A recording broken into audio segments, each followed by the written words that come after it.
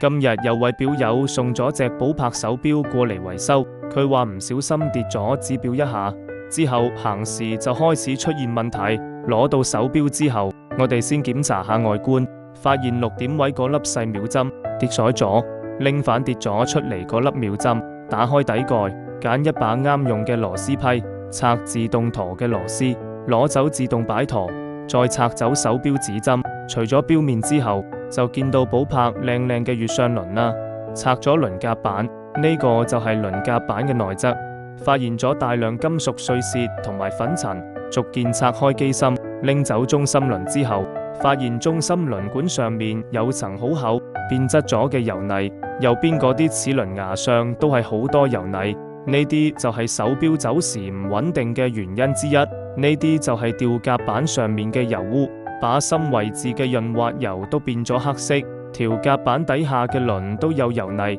輪片底下都積住一層厚厚嘅油泥，導致輪系之間傳動阻力好大。而家就將成個機芯拆晒，擺入油缸準備清洗，倒入洗錶油，逐件手洗每一個零件。呢啲就係清洗好嘅零件，準備開始裝配，將啲洗乾淨嘅零件逐件裝返入機芯入面，檢查輪系傳動冇問題，將機芯裝返入錶殼，再裝返把芯。